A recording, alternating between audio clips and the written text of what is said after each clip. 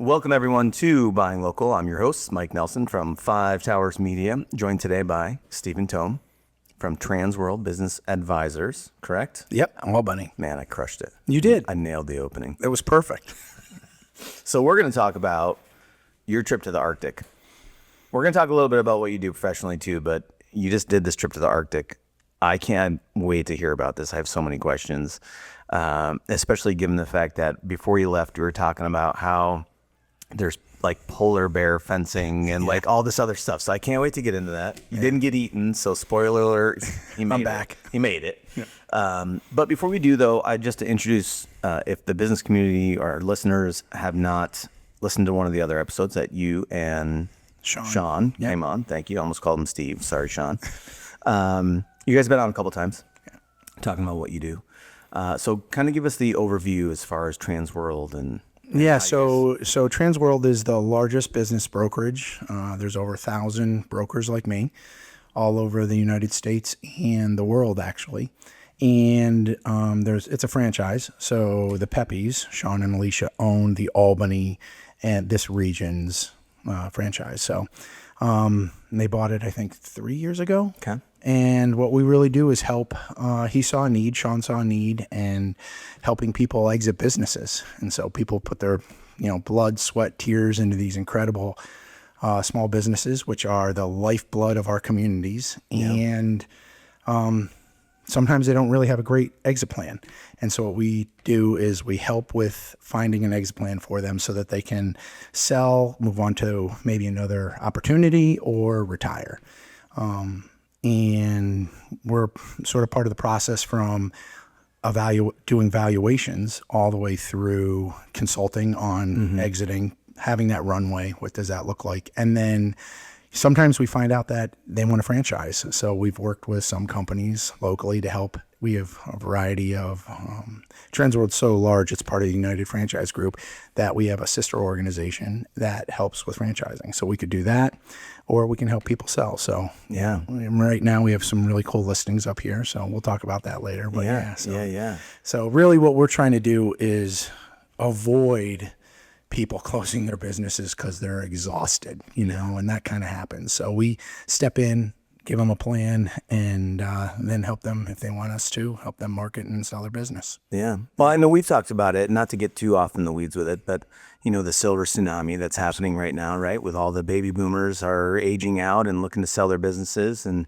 they don't have kids, or the kids don't want anything to do with it, and they're like, businesses are just closing their doors because they don't know what else to do with it, which is wild to me. It's like, no, you've got 40 years building this thing. Don't just close the doors, man. Sell it. Well, and what really happens is that they don't realize how vital they are to a community, and there's somebody that wants to buy it. And really our young people, when we start to look at it, our young people can have very successful lives and financially in these businesses. And so it's, one, coming up with a great valuation and making sure that we always say good deals for good people, making sure that both sides, we work with the buy side and the sell side, and then make sure that they exit and, they help train the next generation of entrepreneur and really community member. So, yeah. And it's a lot. I mean, I've owned a lot of businesses as you have as over the years. Yeah. Yeah. And so, I ended up in a position with one business that just turned into an asset sale, and that was like, oh man, that was terrible.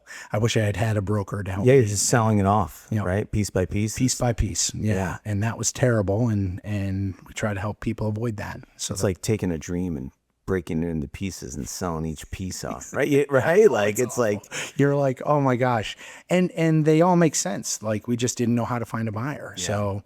And what we tell people in business is let us help market and sell your business. You keep working on your business. Yeah. And it's a lot. It's a lot to put in a huge day, 12 hours a day in your business, and then come home and think about trying to market and screen buyers and, making sure the finance side works and all that. And that's what we step in to do. So, yeah. It's, every entrepreneur, every business owner, you have this idea, and you're going to be filthy rich because of it, right? Every one of us, right? Like no matter what it is, right? It's got to be so great. I'm going to make so much money. Exactly. And then you get into it and you're like, God, this is so damn hard. But you keep at it and you plug away for years, sometimes decades. And then, if you don't have someone like Transworld, Yeah. what do? You start selling pieces. I've seen multiple friends in the last 10 years have had done a similar thing instead of finding a buyer for their business. Yeah, and it takes longer than people think too. Like, Yeah. I think the average business sale is about 7 or 8 months, and so, and we just sold a business locally, and I was begging the owners, like, just stay in it. Let me help you with this, and we ended up getting a great deal for them. But they were ready to close shop, and again, they have all this like intellectual property that they could pass down, and the next generation can take that and build on it. Yeah. And as soon as they close their doors, we see it. We see it in Saratoga County. Obviously, I'm in Warren County, and yeah, I want to keep those businesses opened and operating, and get young families back into our community, making good money. And, it's the whole thing. So yeah, no, I'm super driven. It's a passion for me, and I mean, the small business community is a passion for us as well. Like our mission is to give them unwavering support, whatever that looks like, to help them while they're on that path, because it's not an easy path to walk as a business owner. oh my gosh, it isn't at all. And yeah, that's the same for us. That's what we're trying to do, Yeah. and help them realize there is a runway here. And the other piece is that a lot of entrepreneurs, and I was one of them, are like, I've been able to build this business. I don't need anybody else. Mm-hmm. And it's a whole other sort of wheel set. Like, you need, marketing it and screening buyers and dealing with finances and making sure not just tax returns, profit and loss statements, all that stuff adds up to a good valuation, And some people are just putting it into Google or putting it into Claude or whatever and saying, oh, it should be worth X. And that's not always the case. So, Yeah. But there's a lot of buyers out there, Yeah. and they're looking for businesses to expand. And yeah, it's inspiring, actually. There's a lot of entrepreneurs trying to do good things in our communities, and we're trying to support them. So yeah. And I know we're going to talk about some of the businesses that you have. I don't think we're going to get into names, but we're going to talk about some of the types of businesses that you've got that are looking for buyers towards the end of the show. But yeah, towards the end, that'd be great. Yeah, and I think one of the big things you noted it, but Transworld confidentiality is critical. So, you want to keep working on your business, working in your business, making it happen. You don't want a big for sale sign out front and driving away your clients. Or it's weird how that happens, right? People hear a business is for sale and they stop going to the business. Yeah, and it's like, why? Why are you not like... It's not a garage sale, man. They're not trying to get rid of it. They're just, they want to go do something else. Like, absolutely. Yeah. So we really focus on, just like, once we have an NDA in place with a buyer and we've screened the buyer, then we will disclose location, name, all of that. But really, confidentiality is the key. Yeah. Yeah. And like that's, having that transition makes a big difference. Yeah. It really does. So, yeah. So we're going to talk about the Arctic. Yeah. Before we do, though, I have to apologize to our listeners. First of all, we're out in the garage. Love it. This maiden voyage, which for the last year I've been saying I was going to finish this garage, and I haven't touched it in literally a year. So we're still looking at studs and framing. It's perfect. And I can hear the roosters crowing in the background from the farm. But like every once in a while, I hear one yelling. I'm like, oh God, all right, that's going to come through. So enjoy those soothing sounds of the roosters out there.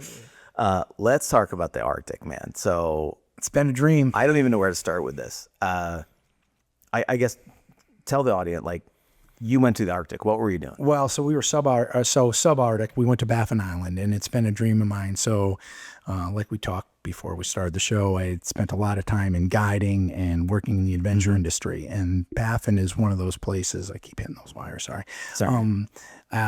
Baffin is one of those places that has been 25 years I've wanted to go. Where is it? So it's really north, and what surprised me is how close it is to us. So we're in Warren County. We drove 4 hours to Ottawa and flew 4 hours, and you're in Nunavut. You're in the capital city, and it's permafrost. You're 450 miles north of the tree line. It's incredible. It's like no other environment, and it's an incredibly special place. And so, are you a Star Wars fan? What's that? Have you ever- Oh yeah, I just went to see New Hope the other night with Philadelphia Orchestra with my son. you really? Oh my gosh, it was amazing. So did you feel like you were on Hoth while you were up there? Like, Yes, it's like that. waiting for a tauntaun to come running by? It's like great. Yeah, absolutely. Well, and it is like that. It's like, it's so big. The sky is so big.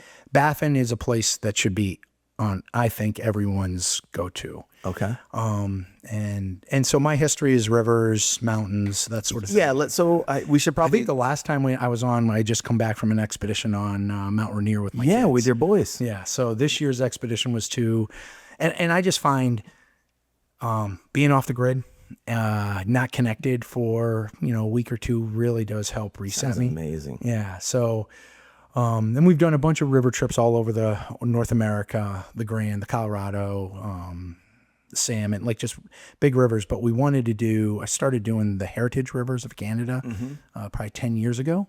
And some big trips, 21 days in the backcountry. But this one was about 9 days. But the logistics are crazy because you're flying into Iqaluit, which is the capital. And then from there, you have to fly in a bush plane into a gravel bar on the Soper River. And the Soper is, one of these. Yeah, it's amazing. So a gravel bar, I'm assuming, is just a stone And you come in. riverbank in the river. Yeah, yeah, it's exactly what it is. And you fly in a Twin Otter. It's you and your gear. Does it have like those big tires on Huge it? Like tonnage. Yeah. So it's like kind of bouncing. Oh, it's amazing. Yeah, it's amazing. And when you fly in, you're like banking these turns. The pilots are amazing. I mean, they're bush pilots and totally professional. And they're just, the way they fly in is incredible. So we did a flyover of part of our route and then landed. And it's kind of weird. Like when you're planning those kind of expeditions, you need time because you have these weather windows. And so we had given ourselves a couple days in at the front end in case we could, when could we get in? And our pilot called us the first day and was like, if you want to go, now's the time. You're going to get socked in for the next 4 days. So that's what we did. We just jumped on, went in early. Hold on. So you're flying in ahead of a major storm. Yeah, and then pretty big rainstorm. Yeah, a rainstorm. Yep. Okay. So you're out in the middle of nowhere. Yeah. It's cold as. No, it's not. It wasn't too bad. It was like maybe for us, like in the 50s. Oh, okay. It's not terrible. Our first night the first full day, we just did a hike up Mount Joy, and it was like, some frozen precipitation, but like raining sideways, and this is the most amazing piece is like the wildlife, caribou everywhere. And so we're hiking up and got some frozen precipitation. And next day we started, going down the river, and we'd rented up there, inflatable canoes, which were the first time I've ever paddled those, and they were really pretty responsive, really fun. Class 3-ish whitewater. Okay. Great fishing. The Arctic char are running, and so this river is notorious for that, and some other cod and all that. And then it's just beautiful days. We did get tent bound for 2 days just because it was blowing so hard, 60 plus mile an hour gusts. Yeah, it snapped one of our tent poles, and you just have to deal with that. But yeah, really great group of guys, and that's the other piece is like there were 7 of us, and just great to connect with people in the wilderness. Did you know everybody you were going on this trip with, or So were I'm some part. Yeah, so that's a great question. So two of my best friends growing up. One college roommate, and then my other that I did a bunch of climbing with up in Alaska on Denali, and we've done a bunch of expeditions together. We met at Knowles, National Outdoor Leadership School, and out in Wyoming back in the 90s. But then we put together the rest of the group from an organization I'm part of, the Adirondack Adventure and Whiskey Society. And whiskey. We do like whiskey. And whiskey. And I love that it's the National Adventure and whiskey. The Adirondack Adventure and Whiskey Society, and all of a sudden you're like, yeah. So that was a bunch of guys. Steve Ubbett, who another entrepreneur around here, did a bunch of the trail system. Sean Bain, Gene Vetter, the local guy, and guide. Yeah, just a great group of guys, and yeah, just dealing with the wilderness, and Now, how big are the tents so we can put this in perspective? so most of us were in like 2-person tents, and For 2 days. we have some hilarious pictures because the wind was so strong it just sort of collapses you. And you made the Star Wars reference, and I'm taking video of Gene actually, and it looks like Han Solo when he was frozen. Yeah. It like just his whole body was just wrapped by the tent. It was hilarious, and you just have to stay in it because if you move, it could get blown off. That's what happened to one of ours. Actually, mine and Stewie's. But yeah. It's just, I've been stuck in a tent for a couple of days because of rain before. Yeah. I remember when the kids were young, we used to go camping all the time, and we were up at Paradox. And every year, I do July 4th week every year, right, for vacation. Excellent. It rains every year. Yeah. And we went up to Paradox one time, but we were in like probably an 8-person tent. But like, you're stuck in a tent it was torrential downpours for 2 straight days. Like you couldn't do anything. And if you left the tent, you were soaking wet, and tracking water back into the tent. But it was 70 degrees and, so I'm just thinking 2-man tent. Like, oh yeah, it's tight. Yeah. And that's actually when you choose your expedition, the people that are your team members intelligently, because the reality is you could be tent bound with somebody for 24 or 36 hours, maybe more, but we got great hikes in, and honestly, like the wildlife, it's amazing. And you'd mentioned it, we had to prepare for bears. For polar bears, for right? Polar bear specifically, that's what's on Baffin. And, so you put your cooking where you cook, quite a bit away from where you sleep. So all your food, when you come into camp, you establish where your kitchen's going to be, and then you put all your food, anything with any scent, and that's where you cook. And then half mile or quarter mile to a half mile is where you put your tents away. Usually, you don't want the wind to you don't want your kitchen scent coming into your tents. But we were really fortunate though. We didn't see any bear sign. It was still early season. The bears were still out on the ice. When we got to Kimmeroot, we got to see they had killed a bear. They hunt them, and they had killed one, and we got to see the skin and all of that. It was pretty impressive. So hold on, I got to go back to the kitchen for a minute. Oh yeah, go ahead. Yeah, I got questions. I have questions. Go, man. So one thing you had said before you went was that you put a fence or an electric fence or something around the. Yeah, so we brought with us, and you can get them, bear fence. So it's high voltage, low amperage, I think. And you wrap up, you can do your tent with that, where you're all camping, or you could do your kitchen. And it's a solar charger, kind of like what we have on the farm? Yep, exactly. Okay. Yeah, there's a little solar panel, and then there's a little battery with it. Okay. And usually the battery it'll last a week, because you're only doing it for, whatever, 8 hours, 10 hours. But it was interesting because we didn't see any sign, at least in the upper river valley. We just bear camped. We did not set up the electric fence until we were down closer to the ocean. Okay. Yeah. So the first part, there wasn't any sign. You prepare for it. They have you watch this video on polar bears, and before you can go into the park, you have to, plan out what you're doing. Your ranger then, we'd had to text our ranger every night. They wanted to know a bunch of things like wildlife that we saw, that sort of thing. And then at the end, you do an expedition report. So we were actually, it's pretty interesting. The Soper River used to have a lot of traffic on it, or more traffic. There was only 2 groups. And so we were, of the 20 people going, we were 7 of them this summer. Wow. And yeah, it's a pretty special place, honestly. And Iqaluit in Nunavut is really, their economy is booming as the Arctic opens up. Mm-hmm. So there's a lot of folks in Iqaluit, and mining rare earth metals. They're all a lot of construction crews. Yeah, so it's wild. But for us, getting back to the kitchen and the bear camping, we had a lot of experience with that. Most of the guys had experience with that, and so it was. At first, it's a little. You're a little like, oh man, do I have to walk all the way over there? Oh man, I forgot my, Oh, I brought my granola bars in my tent with me. I don't want that. I gotta walk into No the food in the kitchen. tent, No man. food in the tent. No. So, what would happen if like bears got in and like completely like now you're without supplies? Like, Well, I think you could be absolutely. With modern technology, we're carrying Garmin InReach, so we could text out, to the rangers if we had to. But you just try to mitigate, and minimize any of that risk, truly. And if they did, they have a whole protocol on how to deal with polar bear. I mean, the reality is they're the apex. oh yeah, And it's like the museum that the Inuit have in Iqaluit is incredible. Like just the visitor center was amazing. And then just to see how, I mean, they're really a marine mammal. I didn't realize that before I went.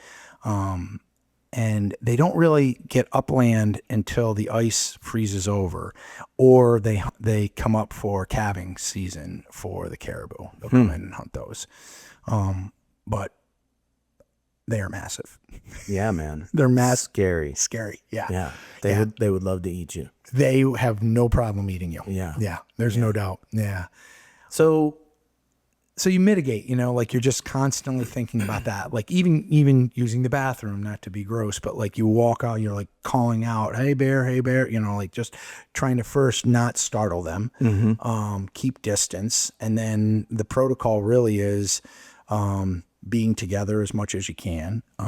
If they charge, there's a whole protocol that they recommend. And then the last, like not to run away, you can just see, as soon as you turn into prey by running, they're gonna chase you. they're gonna chase you. And they're a lot faster than we are. Unbelievably. Yeah. I mean, I'm sure. Have you ever seen a grizzly to see them run? I've never seen one in person, but I've seen videos of them. But I've spent a ton of time in the woods in my life. I love being in the woods. Yeah. Bears scare the shit out of me. Oh my gosh. And I'm like, I used to hike by myself all the time. Same thing. Hey, bear calls. And just like, cause that's the last thing I want to run into out in the woods. Even if it's, I mean, I've seen black bear up close, 50 feet. But I've never been out in an area where there's grizzly or brown bear, and that would terrify me. Yeah, it's a different experience. Well, and I love it because we're not the apex. So to have that relationship with nature, it just is, and it's like being part of something bigger than ourselves, right? Like that's one of the reasons I love wilderness and doing these trips and being in these powerful, amazing places. And so, yeah, being part of bear. I when I was working for Knowles, we would be in the Absaroka Range, and there was grizzly there, and yeah, have to be aware for sure. And then we were Alaska. We were climbing on Denali, and we bumped into a bear really close. And Oh, really? yeah, it was early season, so, but it's amazing. Like they're just so majestic, so powerful. Yeah, they're amazing animals. Yeah, But they scare the crap out of me. Yeah, 100%. And I think that's the best way to, to be respectful and Yeah, you better respect them. yeah. Well, you see videos of people all the time. Oh, I know. Doing It's like, stupid things. Oh, And it's like, yeah, you are going to get jacked up, man. I know. I just saw a video the other day. A guy was flying his drone in the woods. Now, it could have been AI. Right. The way that they posted the video was that it was a real video, but there's like this drone flying through their woods down this like cross-country ski trail, and a guy is running.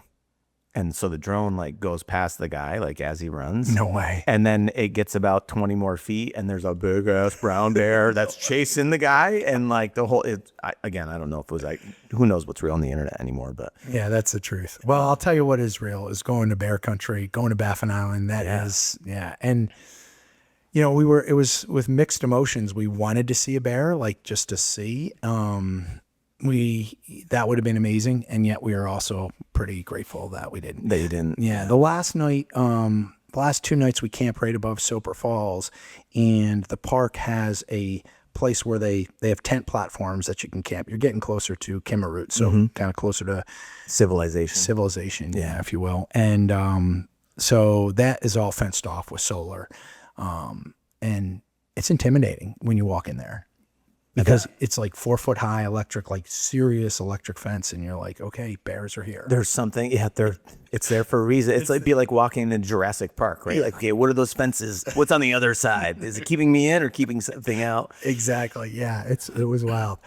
But yeah, just big, beautiful country, man, and super accessible for folks on the East Coast. Yeah. And I didn't realize that, like just how powerful a place like, yeah, we should get there. We should get there. Everybody should get to the art. In any way, like there was also cruise ships, kind of smaller cruise ships that come into those fjords, and they do like great, incredible ornithology up there, amazing birding, great hikes. And yeah, so some people will do it that way, you know, a small group and kind of go on a cruise ship and go. And then every day be out on the subarctic or the Arctic. And it's just such a powerful place. Yeah. So you guys had to walk back and forth between, I'm still stuck on the kitchen. Yeah. So you had to walk back and forth. So quarter mile, half mile. Yep. So, 4 to 10 minute walk in between tents and kitchen.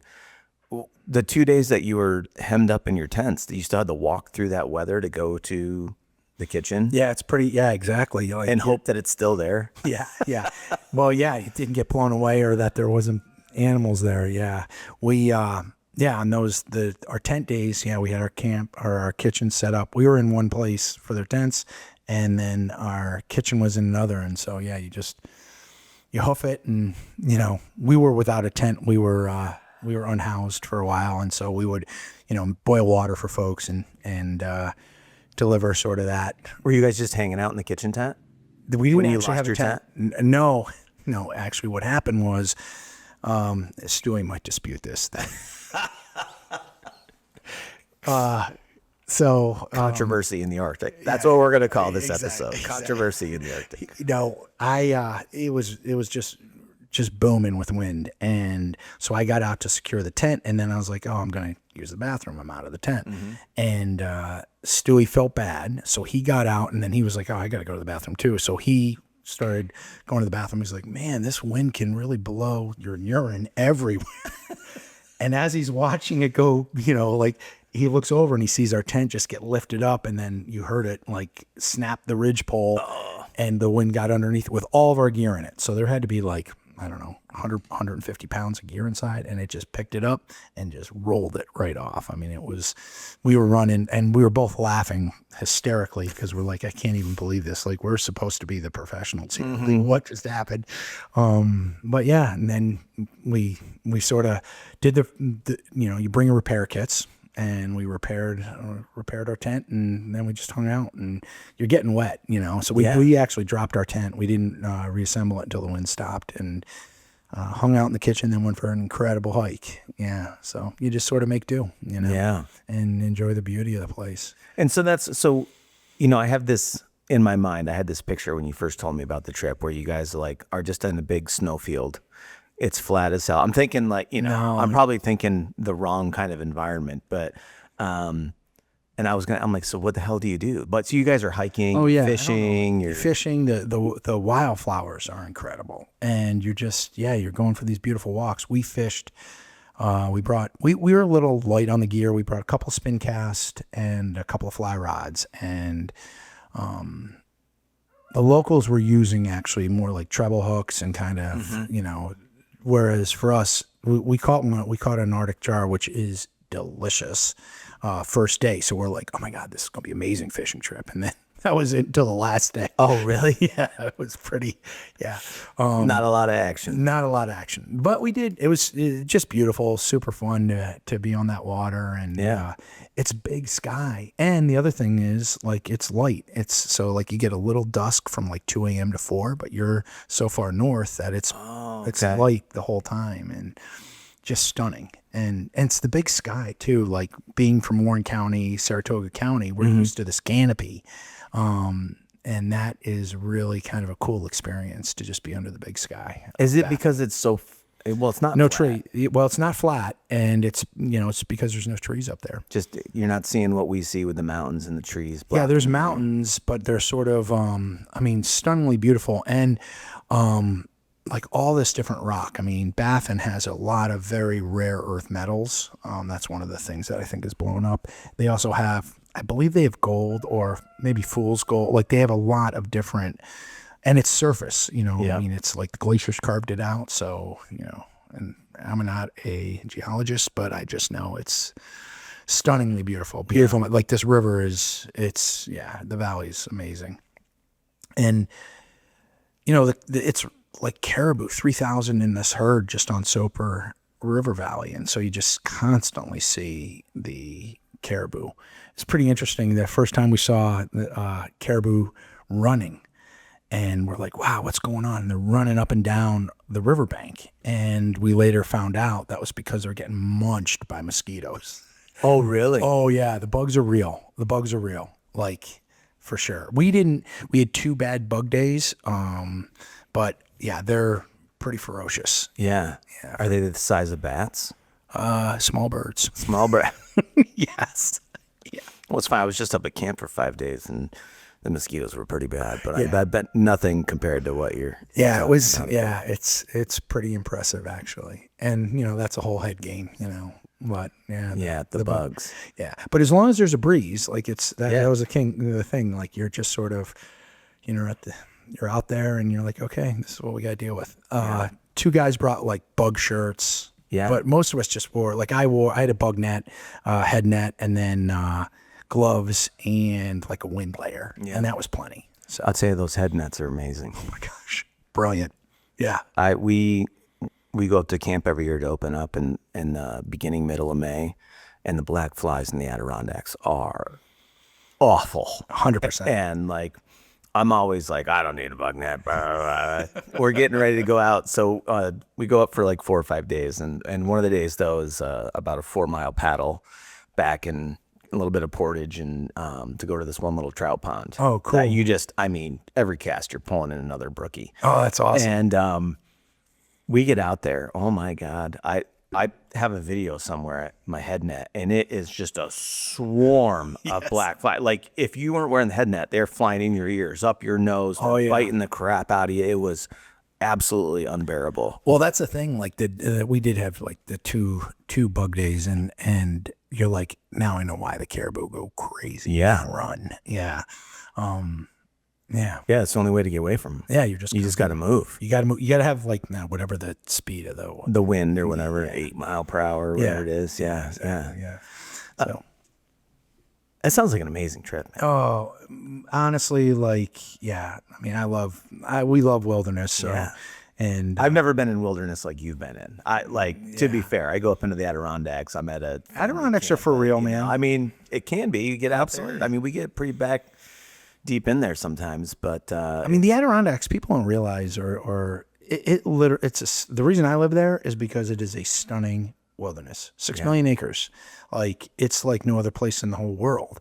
But it's like, why do we travel? Why do we like to vacation? It's to see other places and see other people and culture. And so again, Baffin Island, unreal. Yeah, it's I wonder what the stars are like, because I was thinking about that when you were talking about big sky, but then you reminded me that it's mostly, there's like almost no dark. But I know, like, we go up to camp and there's no light pollution. So like this night sky is, I got this fly. Speaking of bugs, the night sky is amazing. Oh yeah. Like, you can see everything. So one of their big tourist seasons is the winter for the Northern Lights and for the stars. And, you go out on dog sleds, and it is, you're really, it's interesting. They don't get a whole bunch of snow. They get, reasonable snow. What happens is the snow gets blown all over the place. And so they don't have 30 feet of snow. Mm-hmm. But like the dog sledding, they go out and it's a tourist destination for Christmas, for any of those times, particularly when there's high potential for the Northern Lights. Do you know how cold it gets in the winter? It's got to be cold. It's got to be so cold. Yeah, yeah, very cold.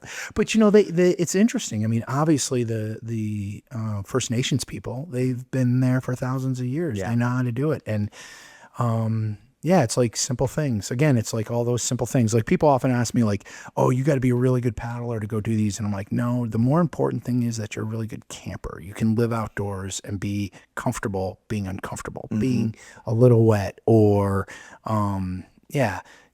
dealing with being a little cold, not too cold.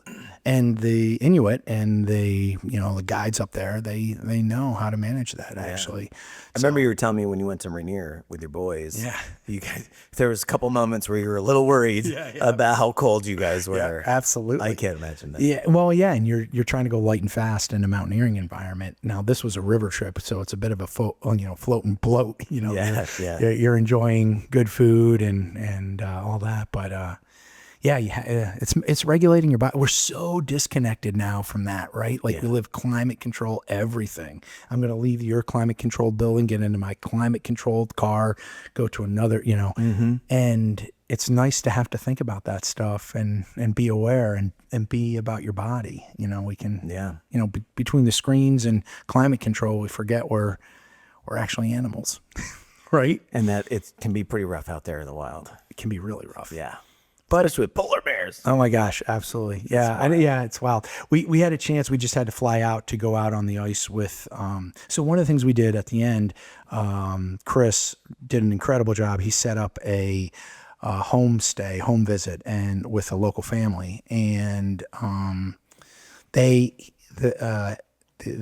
the father was a guardian, and his job, he's probably in his 40s, and his job was to pass down the knowledge from the elders to the younger generations. And he was a hunter, and Steve Ovett, like a lot of the people in our group were hunters and fishermen, and to have that conversation with First Nations on how they hunt and how it was amazing.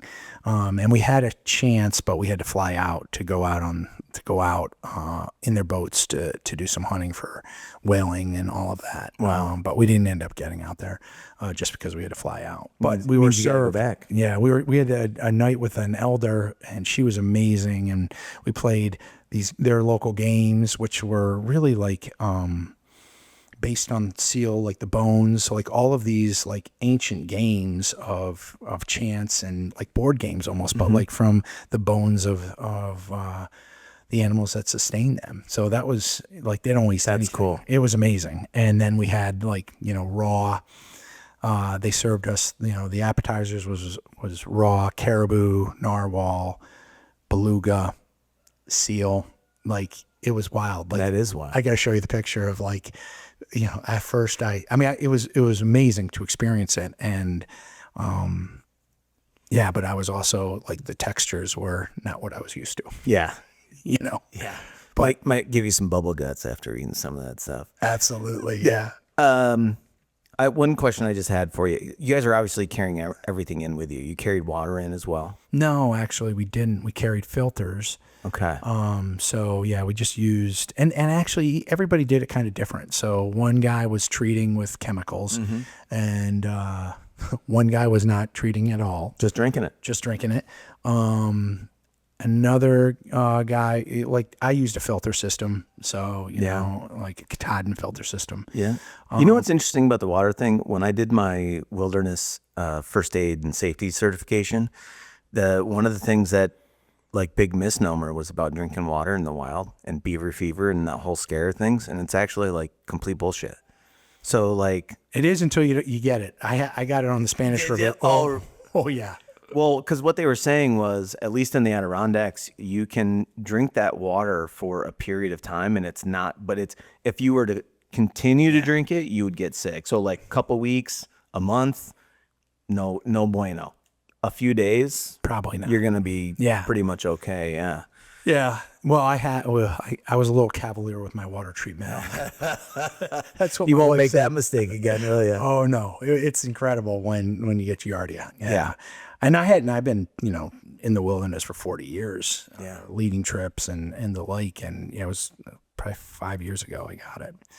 I was a little cavalier, but like Baffin Island, I don't think it would have been an issue. I just treat, just to be sure. Yeah. And then the last thing you want to do is be out in the wilderness like that and be sick. Well, at least for Giardia, it's like, I don't know what the incubation, I think it's 10 days or something. Oh, really? Yeah. You don't get sick until you get home, and then you get really sick. Yeah. but it's, it's an antibiotic and all that. Knock it out. Yeah. So, yeah. And then, you brought up wilderness medical. That's such an interesting topic when you're doing wilderness because, it's not the front country. You could be hours or days from medical care. And so, just planning, even when you're hiking, like something you might do in the Adirondacks, you might not do up there because, you got to take it down a little bit. Yeah, you got to be a lot more careful. Yeah, you got to be thoughtful about, mitigating risk for sure. For the distance and time it would take you to get to a medical facility. Absolutely. Like, no one's coming, man. Yeah, that's exactly it. And the other piece is like simple things. So like we would do check-ins, and this is the thing I always do, but like, hey, how your feet, how your hands, how you holding up your body, because, you get an infection on day one and it can go south really quick. So, just paying attention to all those little things that, again, in the front country, we're like, oh, just wash my hands. I'm not, Yeah. Yeah. So small cut in your hand on day one turns into an infection, turns into sepsis, and exactly, things are going real serious real quick. Yeah, exactly. Yeah. Yeah. We were fortunate. We brought one of the members was a medical doctor, and he was great. So. But we didn't run into anything like that. We were, it's all guys in their 50s and 60s. So no one's doing anything too crazy. Not full send. Well, I mean, I do have to ask. I'm sure the listeners want to know: did you guys drink whiskey? If you're the Wilderness and Whiskey Society, yeah, we did bring one bottle. Okay. We did bring one bottle and just to toast and all of that. And Kimmeroot is dry, and so they want it dry 20 miles away. So by the time we got to the end, we made sure that we were without whiskey. That you were without whiskey. Yeah, but we brought some. Yeah, for nice. sure. What kind of whiskey? Let me think. It was a small batch, and Greg brought it, and I cannot think of what it was. It was delicious. I mean, obviously everything out there is delicious. Yeah. And it's crazy. Like you're eating all these calories and drinking, and you still lose weight. Like it's incredible what climate control does for like just being in the outdoors. I think I lost like 12 pounds. Oh, no kidding. Maybe a little less, like 9 or somewhere in there. Yeah. Well, you don't have access to all the empty calories. I mean, you're not bringing a bunch of garbage out there. No. It's what you need. Yeah, but you're still eating like 5,000 calories, and you're still like just trying to keep your body warm. Burns a lot of, maybe we had like 3,500 calories a day, but yeah. Shivering. It's the best weight loss thing out there, being cold. True story. Oh. Yeah. But yeah, I don't know. It's, again, Mike, I just wish people would get to the subarctic or the Arctic. I think I love hearing about it. Yeah. It's amazing. And yeah, we live in a beautiful world, right? Like, I mean, obviously Saratoga County and the Adirondacks, there's no place better, but. Well, Kristen and I haven't really, she's gotten a few places last year. I haven't gone anywhere in a couple of years. We used to do like family vacations where we'd go, blah, blah, blah. Last couple of years, I'm like, honestly, I just want to go up to camp. Like, people come to where we live for vacation because it's beautiful. Absolutely. And amazing. I'm like, I've been in other places. Like, I just want to hang around the Adirondacks and that's what we've done the last couple of years. But yeah, that's why we moved back.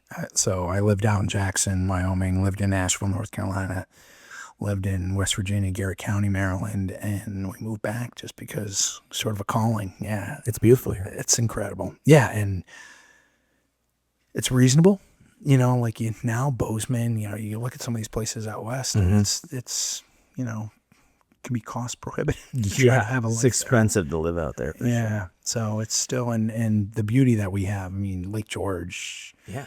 Blue Mountain Lake. Yeah. They're incredible. And Saranac Lake, Lake Placid. I mean, these places, Plattsburgh is such a cool city. Yeah. So, and that gets back to Transworld where we want to keep these businesses there. Yeah, that's a great segue. You're doing my job for me here. So let's bring her back around to Transworld. So you've got some businesses locally that are looking to leave their legacy going. Absolutely. And so what kind of businesses are we talking about? So people have a frame on it. Yeah. So, we'll help anyone, any business. Right now I have for listings a specialty food prep company, really cool, great subscriber list. That's in Saratoga County.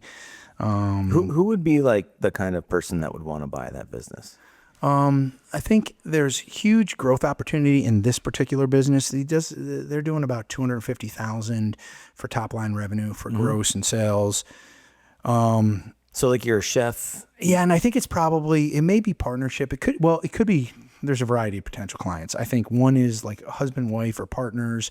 They could run this. Right now, the owner puts in probably 20, 25 hours a week. That's not bad. No, not at all. And they're doing well. I think it was established in 2016, so it has a track record. I think that business could really grow with more marketing, and I could see that business easily 500, 750 annually. And it's the whole subscription model, which is kind of cool. Yeah, that recurring revenue is nice. Exactly. So a buyer could be sort of a couple looking to transition. So they don't necessarily need to be food service. No, the SOPs that everything goes with it. The intellectual property, the prep where they're prepping, which is really pretty inexpensive. But it could also be a buying group. Like, it's interesting that, you look at a lot of our food services that are for sale. The buying groups come in and they want like 2 or 3 or 4. So it could be that. I'm working with a buyer actually out of Buffalo that is looking to possibly expand into this area. So, nice. Yeah, so that's kind of cool, like Saratoga County business. We also have a really amazing bar, restaurant in Warren County, 1.2 million top line. That's what their rev is? That's what their their sales are. Nice. A bunch of employees, plus 20 employees, kind of really turnkey. So that could be, who is that? SD is like 130 to 150. Explain to the audience what SD is. So that's seller's discretionary earnings. So what that means is and every small business person does this, you have your top line revenue, and then you try to, you get write-offs. The federal government, the state gives you opportunity to reduce what you're paying in taxes through write-offs. Well, when we value a business, we look for add backs, we call them. And this is IBBA, International Business Bureau Association, recommended, hey, these are things you can add back when you go to value a business. So, and then you end up coming up with, for instance, say someone's doing $1 million, they have all these write-offs, so their earnings looks like they're only making like $20,000, right? Well, then we go through and we never do that. No business owners doing that. They better be doing that. That's good business. I like that. But I mean, I guess we're allowed to do it. So you're allowed to do it, and maybe like towards the last 2 to 3 years of your business, it's best to just show all the everything you can. I mean, that's a bit of the. I don't want to say the game, but that's just smart business. Like, you take it where you can. But then you end up with seller's discretionary earnings, which is you do these add backs, any draws, and you simply, actually draws aren't part of it, but you say this is really what you can expect to be taking out of this business. So, and that's what buyers want to look at. They'll look at top line sales, then they're going to look at, okay, show me the W-2s, show me the tax returns, and then so that business, 20 plus employees, probably run on its own. That's selling I think our sale price is $499. The specialty business is $120. And what's really good, I often thought about that specialty food prep business as somebody coming out of one of our culinary schools could just step into. And you're prepping, you already have your recipes, and what you really have to work on is sort of the business acumen / marketing. Yeah. And that could easily grow. Get more clients. Yeah. And then the other two right now that are kind of hot, one we have is a wine and liquor store. Top line revenue, $600,000. Seller's discretionary earnings, about 110, Warren County. And manager, that one also could be standalone. Like, the manager is doing everything. That could be managed remotely. And there's investment groups that are looking at that. But what I want is local buyers. Somebody local. Yeah, that's like, hey, buying local, man. I'm with you. And then we do have a plumbing and HVAC company, 60 years, and I think 8 employees. That'll probably go pretty quick. I would imagine so. Yeah. Huge demand for everything in the trades right now. 100%. The business, as you know from blue collar, like, it's getting young people to get invested, and like, what a great career. My son's in that industry. And, smart. Yeah. And 26, and one of my sons is, and he's excited about it. And that's what we need to see. Yeah. And they can make a great living and have a great life and provide an amazing service to our communities. Yeah. I mean, we talk about it all the time on Blue Collar, but we lose 2.2 million people from skilled trades every year. For every 5 we lose, we get 2 back. And number one, it's a huge problem for our country down the road because we're just not going to have enough people to fix things or people that know how to fix things, right? And then the other side of it, though, is from a business standpoint, like that means there is so much opportunity. You can make so much money. Yeah. If you're one of the few people that know how to fix something, like it's wild to me. It's absolutely wild. Well, and I think maybe I'm wrong, but it seems AI proof as well. Listen, until they figure out how to have the dexterity of hands on robots, it's completely AI proof. Yeah. I mean, they do have robotic tools coming into the trades like robotic welders and things like that. Like it certainly is coming there, but it's going to be a long time coming before laborers are getting replaced and skilled plumbers are getting replaced. It's just and probably integration, right? Like you'll see like everything. Yeah.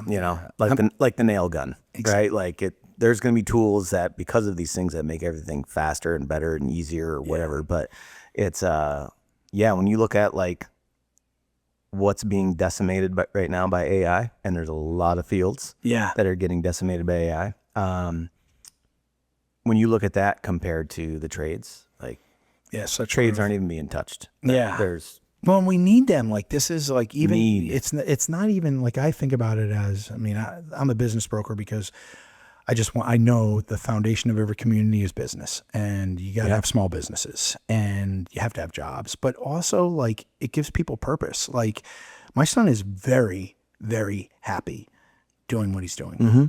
He sees at the end of the day, he sees what he's done. I mean, it's just like, it's empowering and people are grateful. And I just think that, I think this business should do well. I mean, we do have private equities that are coming in and buying these businesses as well. But yeah, it's a great legacy, really. So those are 4 of our, I mean, if you go to tworld.com / Albany, you'll see a whole bunch of our listings, but awesome. Those are some highlights. Yeah. But pretty cool. I really, really appreciate you. Let me even talk about the art. Oh my God. Are you kidding me? Next trip, Mike. For the audience, for the record, when Steve got back, I was like, hey, I need to hear about this trip. And I was like, but we should do it as a podcast because how could we not do it as a podcast, right? Like, I'm so grateful for you to come out to the farm and share that experience with me, man. It's amazing. Yeah, I highly recommend it. And get outside. Yeah, get outside. Put your phone down and get outside. Yeah, right. And I was so grateful to be able to go, and great guys, local guys. Pretty incredible. And it's like when you go to camp, I'm sure it's the same, but the conversations you can have, I just